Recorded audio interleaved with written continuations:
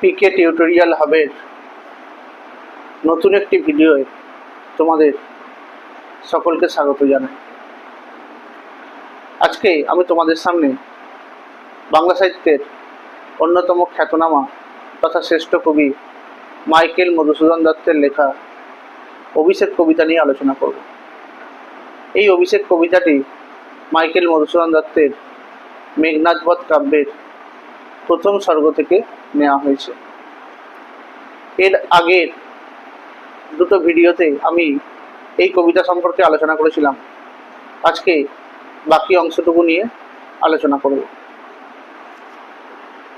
উঠিল পবন পথে ঘোরতর রবে, রথবর হৈমপাখা বিস্তারিয়া যেন, উড়িলা মৈনাক শৈল অম্বর উজলে, সিঞ্জিনী আকর্ষী রসে টঙ্কারিলা ধনু, বীরেন্দ্র পক্ষীন্দ্র যথা নাদে মেঘ মাঝে, ভৈরবে কাপিল লঙ্কা কাপিল জলধি, সাজিছে রাবণ রাজা বীর মদে মাতি,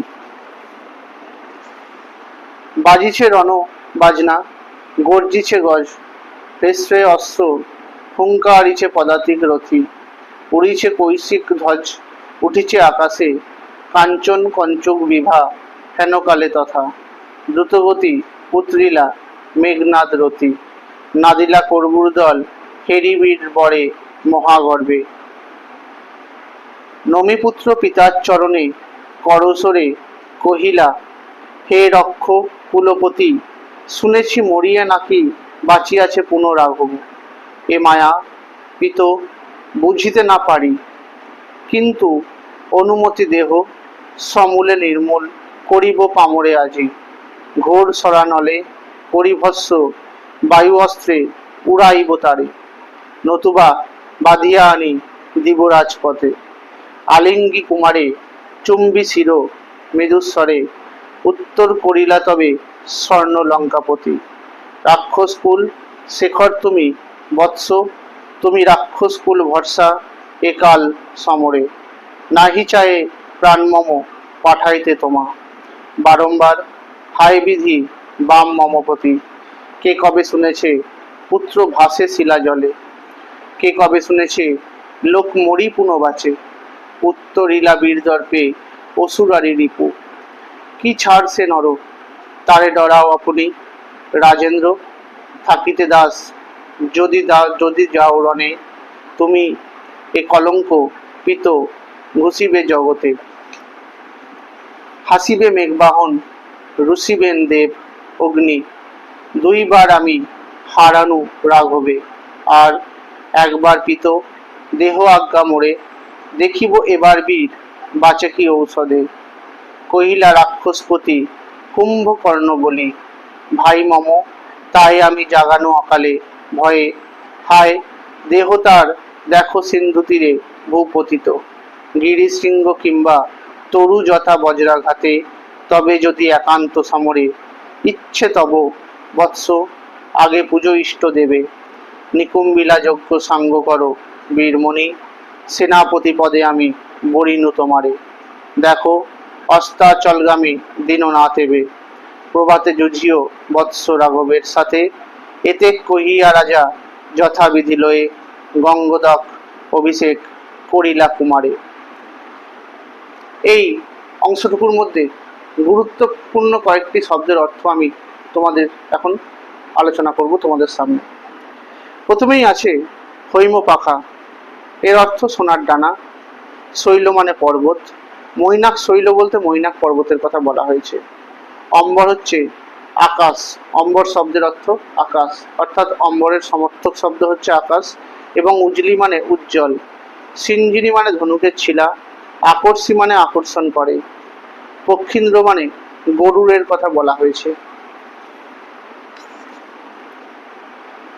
কৌশিক ধ্বজ মানে রেশমের পতাকা, কাঞ্চন কঞ্চক বিভা মানে স্বর্ণ আবরণী আলো, নাদিলা মানে গর্জন করে উঠল, কর্বুর দল মানে সৈন্যদল, পামরে মানে নিচ, এবং বরিনু মানে বরণ করল, দীননাথ শব্দের অর্থ সূর্য, এবং গঙ্গদক বলতে গঙ্গার জলের কথা বলা হয়েছে।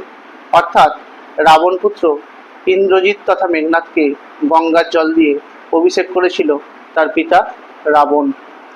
তোমাদের আমি এই অংশটুকুর যে বিষয়বস্তুর আলোচনা বা সারাংশ সেটা এখন বলে দেব।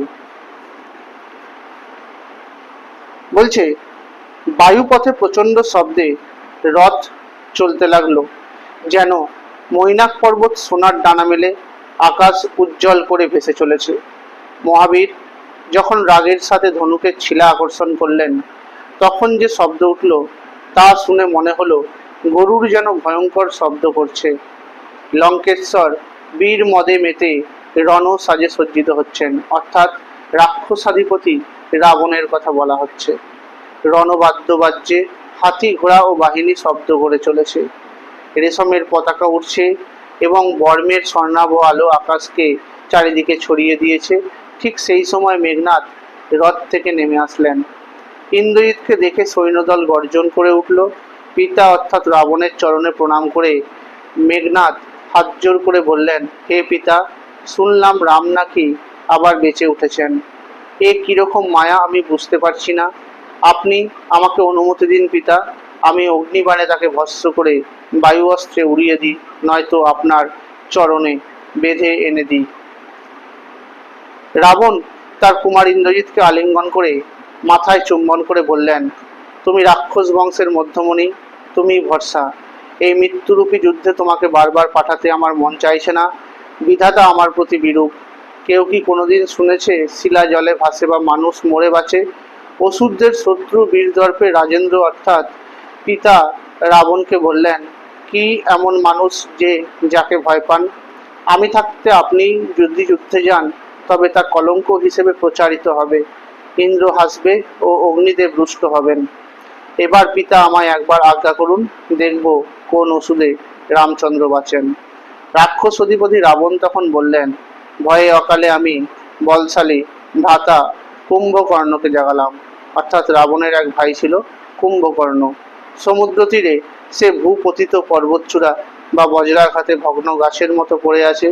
পুত্রকে উদ্দেশ্য করে রাবণ বললেন, যদি একান্তই যুদ্ধে যাওয়ার ইচ্ছা থাকে তবে নিকুম্বিলা যজ্ঞাগারে ইষ্টদেবের পূজা আগে শেষ করো।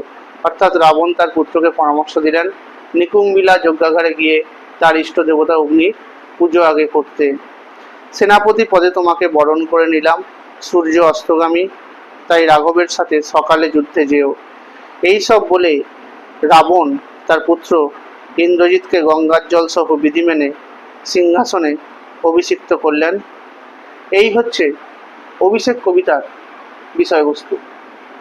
তোমাদেরকে আমি এই অভিষেক কবিতাটি 3টি পার্টে ভাগ করে আলোচনা করে দিয়েছি, তোমরা সেগুলো দেখে নেবে। ভিডিওটি তোমরা লাইক করে দেবে, কমেন্ট করবে আর শেয়ার করে দেবে।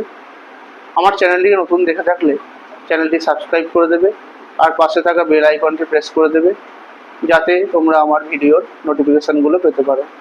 তোমরা আমার ফেসবুক পেজে ফলো করে দেবে আর ইনস্টাগ্রামেও ফলো করে দেবে। ধন্যবাদ।